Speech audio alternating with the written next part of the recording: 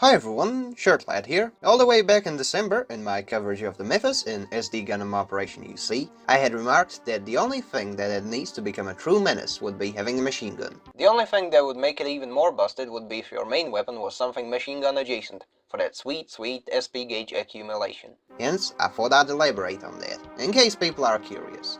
The playable units in this game have various weapons, though for the most part, you're gonna be seeing around 6 or so generic projectiles flying around.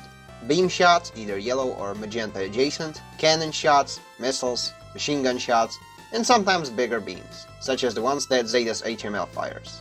Now, the thing that makes machine guns really good here, despite the fact that their shots get erased by beams upon contact, and oftentimes their low range, is the sheer volume of projectiles they can spit out. This is a big plus for taking up space, but an even bigger one when you want to generate SP gauge stacks really fast, given that the gauge charges up as you hit enemies. Sometimes, if you get lucky, an enemy gets hit by the first shots of the burst, just in time for the iframes to run out by the time the remainder of it reaches them.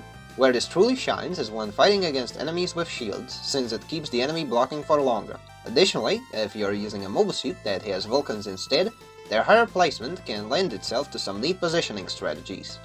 Unfortunately, a lot of the special attacks you get access to thanks to this quick build-up aren't particularly notable. The tackle, kick, and the shield bash attacks that the Zaku 2 Type A, Gem 2, and Char Zaku have access to do have their uses, but aren't particularly impressive. Same goes for the special attacks of the Mersai, Rick Diaz, Beach Oleg's Hyaku Shiki, Elviano's Mark II, the Barzum, the 2 Desert Zakus, and the Egg Guy, which often boil down to slightly stronger versions of generic projectile attacks, give or take some power adjustments and added follow-up shots. At the same time, there are 4 mobile suits that I can think of that have the same machine gun armament and have pretty neat specials. These are the 2 Hyzags, both the Federation and Titans models, Ryu Lucas Zeta Gundam, and the Yak Doga Quest Custom. The Hyzags seem fairly generic on the surface, with their moveset sporting a beam rifle shot as their level 1 and their level 2 special attack. However, if you raise the SP gauge all the way up to level 3, the Hyzag pulls out its mega launcher and hoses down its opponent with a thick beam of death. Ryu Lucas Zeta is, oddly enough, a close-range oriented Zeta variant, using its vulcans for area control and sporting a Wave Rider crash attack as its special. It seems to be faster and it hits harder than the more generic tackle attack, not to mention its range. As for Quest Pariah's Yak Doga, you can probably guess the deal with this one. Let's just say that for a funnel-using unit, having such a fast way to build SP gauge stacks is incredibly useful, letting you launch all your funnels in a short amount of time.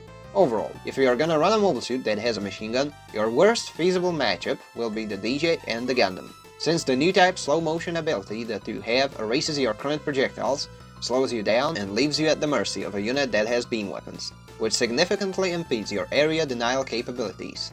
Aside from that, the machine guns are a very useful tool in this one, and even outside of the versus mode and survival, you will eventually stumble upon them in the story modes for Gundam 0079, Zeta, and Double Zeta, both in the hands of your enemies and in the hands of your own units. Operation UC definitely has a fairly unique take on balancing machine guns, offering a quick source of SP gauge generation at the cost of damage and projectile priority, all the while encouraging you to get fairly aggressive in order to get the most of it. Granted, in a lot of cases it is the charge shots that pull a lot of weight for a large chunk of the unit roster, but it is nice that their addition does not make the latter obsolete. Regardless, until next time, have a good one. Feel free to like, comment, and subscribe. And this is the Shirtlad, signing out.